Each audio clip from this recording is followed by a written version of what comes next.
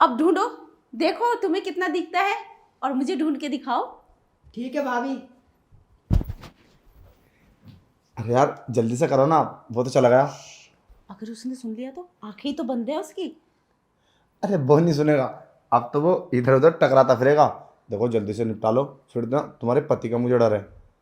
हाँ हाँ, वो बात तो ठीक है, लेकिन उसने अपनी आंखों से कपड़ा हटा लिया और उसने देख लिया तो मुसीबत आ जाएगी। अरे यार कपड़ा हमने इसीलिए तो बांधा है, वो ताकि कुछ नहीं देख पाए। देखो जल्दी फटाफट कपड़ा उतारो आप। अरे रुको, इतनी भी क्या जल्दी है, रात तो होने दो। अरे यार वो कपड़ा हमने इसीलिए तो बांधा था, हम कुछ करें। हाँ, पर मुझे डर लग रहा है, अगर उसने देख लिया तो मेरे पति से बता देगा और बहुत मुसीबत आ जाएगी, डिवोर्स दे देंगे वो मुझे। अच्छा चलो ठीक है, देख के आओ बाहर के इधर उधर को निकल नहीं जाए। जाओ देख के आओ। ठीक है ठीक है। भाभी कहाँ हो तुम? भाभी। अरे देवर जी, हाँ बोलो, मैं यही हूँ। सच बताओ, तुम्हें कुछ दिख तो नहीं रहा? नहीं भाभी, मुझे कुछ भी नहीं दिखाई दे रहा। अच्छा देखो, चीटिंग मत करना वरना मैं तुमसे बात नहीं करूंगी।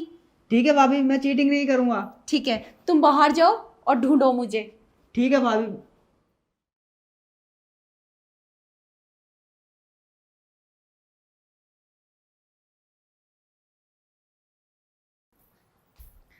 चला गया वो?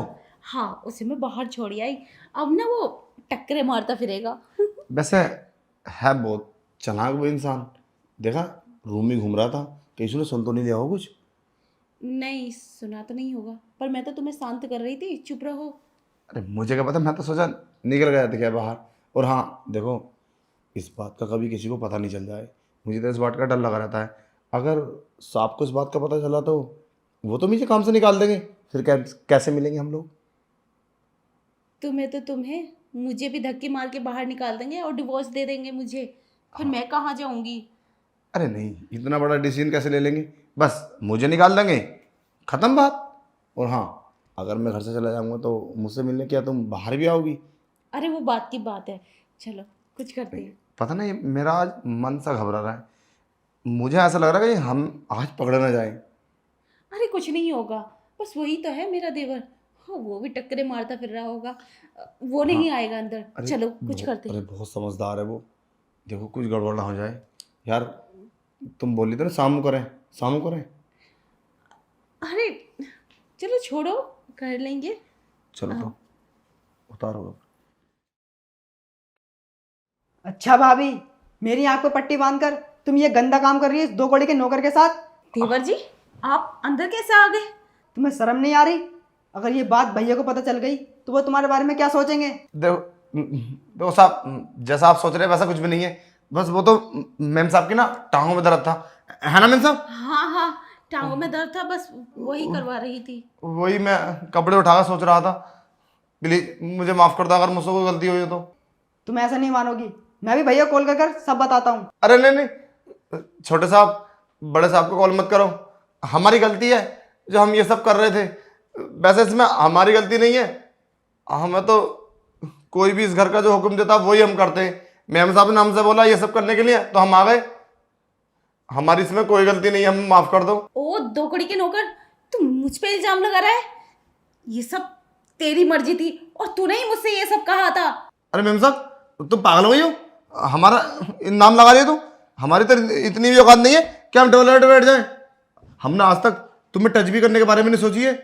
और उस दिन तुमने तो कहा था मेरे साथ ये सब कर, और नहीं करेगा तो मैं तुझे धक्के धक्के बाहर निकाल दूंगी, और नहीं तो साहब से बोल दूंगी ये मेरे साथ बदतमीजी कर रहा था। अरे मुझे क्यों फंसा रहे हो? तुम तो अमीर आदमी हो और हम गरीब आदमी हैं, हमारा इसी घर से तो परिवार चलता है। अगर तुम हमारे पर इल्ज़ाम लगाओगी तो हमें तो काम भी नहीं देगा, पूरी बस्ती में हमारा नाम बदनाम हो जाएगा।